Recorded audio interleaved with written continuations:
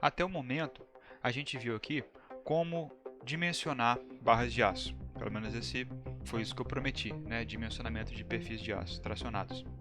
Mas o dimensionamento, ele é um negócio um pouco traiçoeiro, porque é um problema que, se você não tiver experiência em resolver, você às vezes não consegue nem começar a resolver. Por quê? Em todos os casos que eu apresentei aqui, quando eu resolvi exercícios, apresentei alguns exemplos, eu sempre mostrava para vocês um perfil qualquer tracionado. Então, uma viga I, uma cantoneira, uma chapa, um tubo, seja lá o que for. Mas eu não explicava o porquê daquele perfil ali. Por que eu estou usando um perfil I? Por que eu estou usando uma cantoneira? E realmente, como eu falei no começo, isso foge um pouco ao escopo aqui desse material. Mas a gente tem que falar pelo menos um pouquinho a respeito de escolha de perfil, esse tipo de coisa. Então eu estou de volta aqui com aquela imagem lá do começo, mostrando as minhas 4 estruturas. Como foi dito lá atrás, todas elas têm barras tracionadas, mas o formato da seção transversal dessas barras tracionadas não é igual para todas elas. Obviamente o esforço difere, então a gente já espera que se o esforço difere de uma barra para outra, a seção transversal também seja diferente, isso é óbvio. Agora, e o formato da seção transversal? Por que aqui no canto inferior esquerdo, para esses contraventamentos, foi utilizada uma cantoneira, um perfil em L, e aqui na direita, para essa passarela, foi utilizado um perfil tubular circular, um tubo oco de aço. Como que a gente faz esse tipo de escolha e por que esse é um problema que faz o aluno empacar logo no começo? Porque se eu proponho algum exercício desse tipo aí, eu tenho 3 modelos diferentes. O primeiro é um pórtico com contraventamento em X, o segundo é uma treliça e o terceiro é algum tipo de cobertura atirantada. Eu sei que vão aparecer barras tracionadas. No da esquerda aparece o contraventamento tracionado, no da treliça aparecem diagonais e banzos tracionados, e no último lá, essa barra aqui vai ser tracionada. Então em todos esses modelos aí, eu tenho uma barra tracionada, mas apenas com o que eu passei para vocês aqui, dificilmente vocês vão conseguir dimensionar qualquer uma dessas barras aí. Por quê? Bom, vamos solucionar o modelo, vamos supor que eu já tenho aqui os resultados. Então a gente tem aí os diagramas de forças normais para essas 3 estruturas. Então na da esquerda aqui, eu estou vendo que eu tenho um dos contraventamentos com uma tração de 57 kN. Aparece contraventamento comprimido aqui também. Isso é uma deficiência desse programa, mas vamos tolerar aqui porque não vem ao caso. Nesse segundo modelo aqui, eu tenho uma barra tracionada aqui em cima, por exemplo, com 700 kN, um banzo superior, e aqui no da direita eu tenho esse meu tirante aqui, 500 kN, é a força que aparece nele. Então se eu fosse dimensionar esses camaradas aí, pensando nessa nossa solução aqui, o que a gente tem lá do F2 por enquanto, para cada um daqueles modelos? A gente tem NTSD.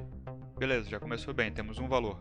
Aí vamos tentar calcular aqui então o valor da esbeltez limite, para ver se a esbeltez da barra é inferior a 300. Então para calcular a esbeltez da barra, eu preciso do comprimento da barra. Isso é fácil, eu vou lá no F2, vejo qual que é o comprimento desse tirante, desse banzo, esse L vem com facilidade. Aí eu vou precisar também do valor do raio de giração. E para o raio de giração, eu preciso do momento de inércia e da área da seção transversal. Mas aí complicou, porque naquele meu modelo lá, eu tenho os esforços, mas se eu não tenho nenhuma experiência com esse tipo de estrutura, eu não sei nem errar. Eu não sei nem que seção transversal que eu boto naqueles modelos lá. Por exemplo aqui, nesse aqui da esquerda, nesse contraventamento, qual que é um perfil que seria interessante utilizar? Será que eu uso um perfil I? Será que eu uso uma cantoneira, um perfil U? Será que eu uso uma barra redonda? Como que eu escolho um perfil para essa situação aí? Mesma coisa nas demais situações, como que eu escolho um perfil? Muito disso é conhecimento prático. Eu não sei como passar de maneira eficiente aqui anos de prática na forma de instruções condensadas. Em alguns livros vocês vão encontrar recomendações para sessões e tudo mais. Mas eu vou tentar dar algum tipo de caminho, mais ou menos, grosso modo, para dar pelo menos para a gente dar um chute informado assim a respeito de qual tipo de seção utilizar. Então, em primeiro lugar, sua seção transversal vai ter que ser compatível com o seu esforço. Então a gente viu no exercício que foi solucionado nos vídeos anteriores que para aquele nosso perfil I, a resistência e a tração ficava mais ou menos dessa ordem de grandeza aqui. É claro que o segundo valor, ruptura da seção líquida, vai depender de como eu faço a conexão na barra. Mas a ordem de grandeza, pelo menos aí eu já tenho. Então eu sei que entre 1.300 e 1.500 kN, no máximo 1.500, que é a escoamento da seção bruta, é a resistência daquele meu perfil I a tração. Se eu observo um modelo desse daqui da esquerda e vejo que a tração é de 60 kN, não faz sentido eu usar um perfil que tem resistência de 1.300.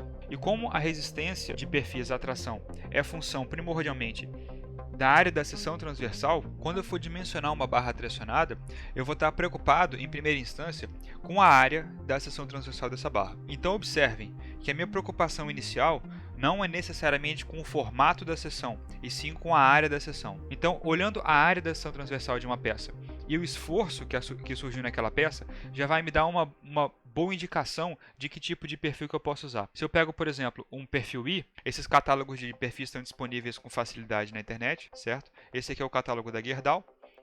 Eu vou aqui na página de perfis laminados, aqui está, e eu tenho o perfil mais leve, que é o W150x13. Esse perfil tem uma área de seção transversal de 16,6 cm². Então, fazendo uma conta muito simples aqui, eu tenho o seguinte: se eu pego a área dele, que é 16,6, multiplico pela tensão de escoamento do aço, que é 34,5 kN/cm², eu tenho a resistência ao escoamento da seção bruta, só que eu tenho que dividir ainda por 1,1. Então eu divido esse valor por 1,1 e eu vejo que esse perfil aqui, o perfil I mais leve que tem, vai ter uma resistência ao escoamento da seção bruta de 520 kN. Eu não fiz aqui verificação de ruptura da seção líquida porque vai depender da ligação, de como que eu conecto, quantos furos que tem, blá blá blá. Mas pelo menos a ordem de grandeza do escoamento da seção bruta eu tenho aí, da ordem de 500 kN. Só com esse valor em mente, já dá pra gente ver que utilizar um perfil I num contraventamento desse aqui provavelmente está descartado, está fora de cogitação. O esforço é muito baixo para a área que o perfil tem. Agora, para essa treliça aqui, eu tenho um esforço de 700 kN de tração. Então, pelo menos a ordem de grandeza está certa. Mesma coisa aqui, esse tirante aqui tem 500 kN de solicitação.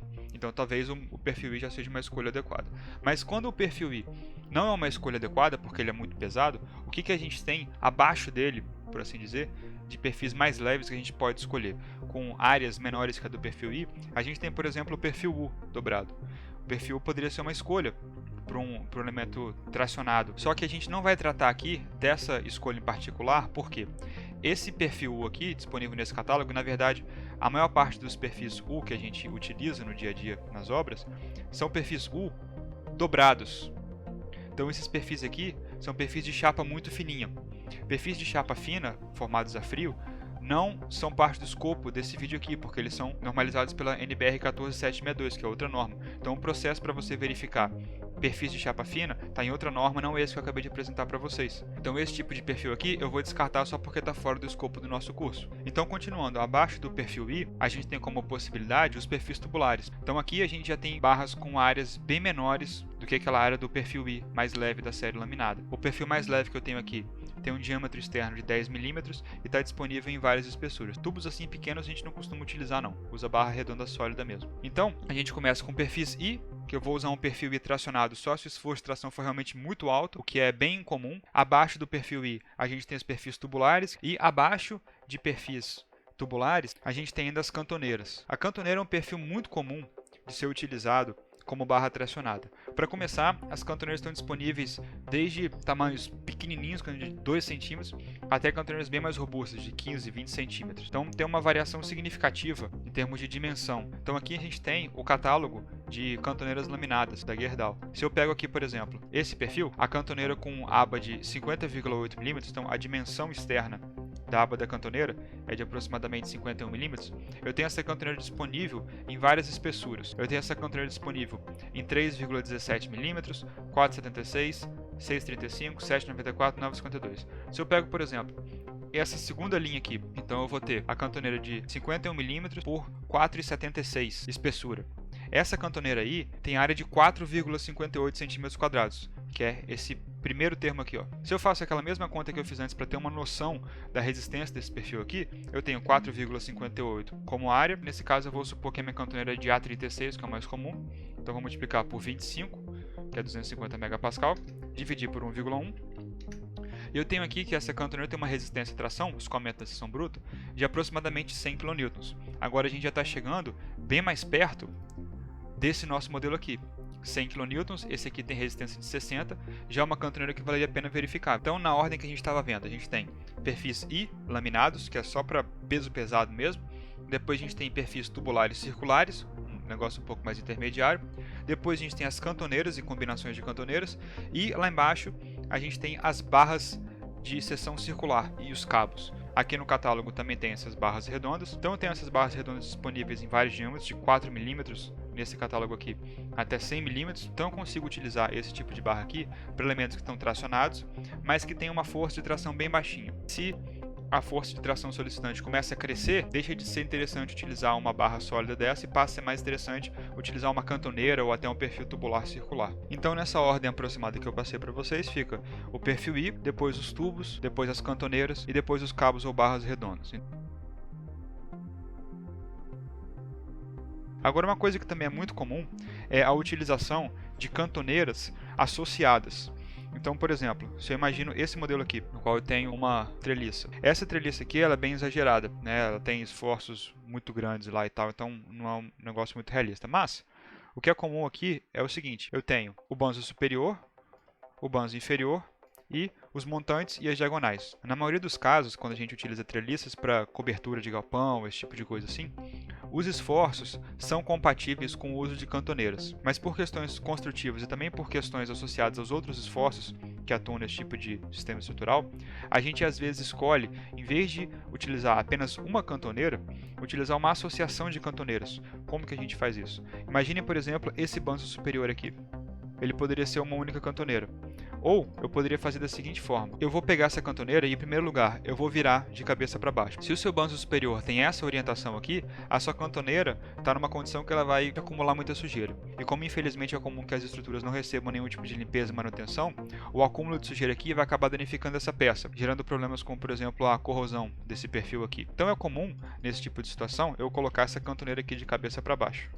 Do ponto de vista da tração, não faz diferença, o que nos interessa novamente é a área da seção transversal, então se ela está de cabeça para cima, de cabeça para baixo, pouco importa aqui para mim nesse caso.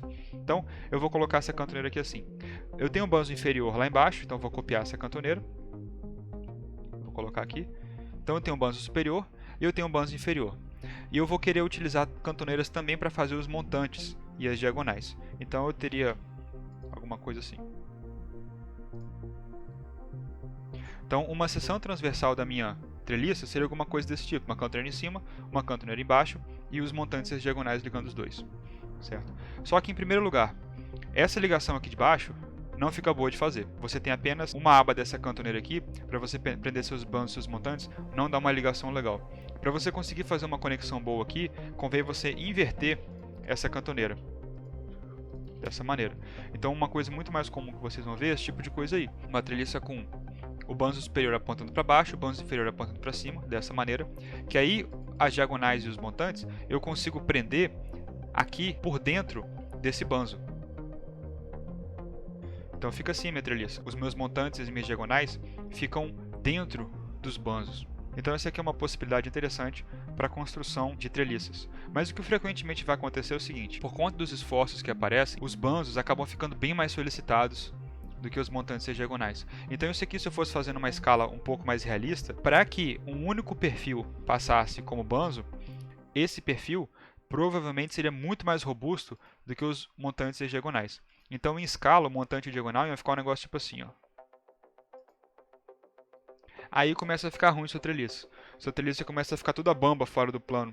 Assim, né? Ela não tem uma estabilidade muito boa se você constrói um negócio esquisito dessa maneira aí. Então, em vez da gente fazer dessa forma aí, o que eu vou fazer é o seguinte: eu vou pegar essa cantoneira e vou dobrar. Vou fazer um T.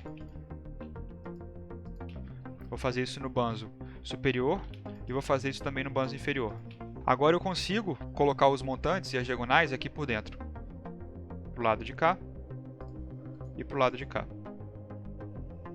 Agora eu tenho aqui dois conjuntos, um para a esquerda e um para a direita. Então eu tenho um conjunto de montantes e diagonais à direita e um conjunto de montantes e diagonais à esquerda. Todos os perfis aqui são cantoneiras. Então essa aqui é uma outra configuração possível e até razoavelmente comum de treliças. Mas nessa configuração aqui, a gente ainda está dobrando as diagonais e os montantes. Em geral, isso não é necessário, pelo menos não ao longo de todo o comprimento da treliça. Às vezes o esforço é baixo o suficiente que não requer um par de elementos aqui, requer apenas um. E a gente não vai fazer um negócio assimétrico esquisito desse aqui. Então, uma outra solução que é muito comum para treliças é você manter esse banzo dobrado, mas agora a gente separa as cantoneiras. E justamente nesse espaço que a gente separou aqui é que a gente coloca os montantes e as diagonais. Essa configuração aqui talvez seja a configuração mais comum que tem por aí de treliças, porque você tem um espaço bom para fazer sua conexão, né? Você tem toda essa área aqui dessa chapa para você conectar os seus montantes e as suas diagonais nos seus bandos, tanto em cima quanto embaixo. Você tem uma seção transversal mais robusta para os seus bandos, porque você dobrou a cantoneira. E você tem um negócio que é mais fácil de montar, mais fácil de manipular, e que fora do plano tem uma estabilidade melhor. Não é um negócio muito molenga que vai ficar dançando quando você tenta montar essa peça. E para garantir que esses dois perfis trabalhem da maneira correta, de tantos em tantos milímetros, a gente coloca chapas de ligação conectando. Essas chapas não entram no nosso dimensionamento da seção tracionada.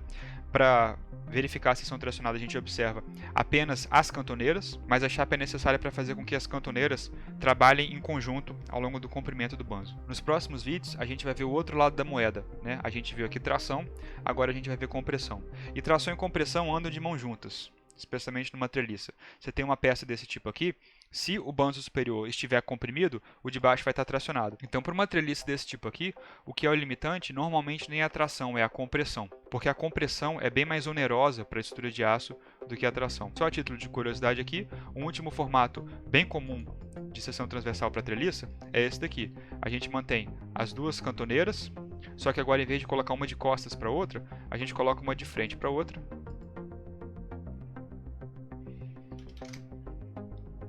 E aí sim a gente precisa de montantes e diagonais dobrados. Então esse aí também é um tipo de treliça que a gente encontra muito por aí. É uma treliça bem mais robusta do que essa aqui do lado, mas o que justifica o uso desse tipo de treliça aqui não é a existência de barras tracionadas, é a existência de barras comprimidas e da estabilidade para fora do plano dessa treliça aqui. Tudo isso a gente vai ver nos próximos vídeos que são a respeito de compressão. Então tudo bem, vamos supor que você fosse seguir essa minha recomendação e observar o esforço que aparece na sua barra. Em função desse esforço, escolher mais ou menos o tipo de perfil que você vai utilizar. Ok, ótimo. Então, nesse caso, você já estaria pronto para aplicar a formulação de verificação de barra tracionada? Não, ainda não. Por que não? Porque não basta você saber qual que é o formato da sua seção transversal. Você precisa, para todo esse processo aqui de verificação, você precisa saber exatamente qual é a sua seção transversal. Para o caso do cálculo da ruptura da seção líquida, você precisa saber exatamente como que a sua seção vai se ligar nas outras seções. Então você tem que estar num estágio muito avançado de elaboração do conceito da sua estrutura antes de você conseguir verificar a barra dessa maneira aí. Então vamos supor que eu esteja tratando de uma treliça bem pesada. Então o banzo da treliça tem uma força de tração tão grande que eu vou ter que utilizar um perfil I. Então tudo bem, já sei que eu vou utilizar perfil I, mas não sei ainda qual perfil I que eu vou utilizar. E de fato, nesse processo todo de dimensionamento aqui, ele não me diz em lugar nenhum qual que é o perfil I que eu tenho que utilizar. Porque isso que está apresentado aqui, na verdade, seria mais correto chamar de verificação. Esse é o processo de verificação estrutural. O dimensionamento consiste, na verdade, em escolher um perfil e fazer as verificações estruturais que estão aparecendo nesse slide aí, que demonstram que esse perfil é adequado, que esse perfil atende aos critérios de segurança estabelecidos na norma. Então, o procedimento aí é um procedimento de verificação. Para você verificar alguma coisa, você precisa da coisa que você quer verificar. Então, toda vez que você vai partir de um sistema estrutural, como por exemplo, essa treliça aqui, e dimensionar uma barra dela, nesse caso o banzo, por exemplo, você precisa, na verdade, chutar o perfil que você quer utilizar ali. Você fala, bom, deu aqui um esforço de tração de 700 kN, que foi o que apareceu nesse cantinho. Então, olhando para essa barra em particular, deu uma tração de 700 kN. Eu sei que é uma força de tração muito grande, vou usar um perfil I. Mas, para fazer as verificações, eu já preciso escolher de antemão qual que é o perfil I que eu vou botar aqui.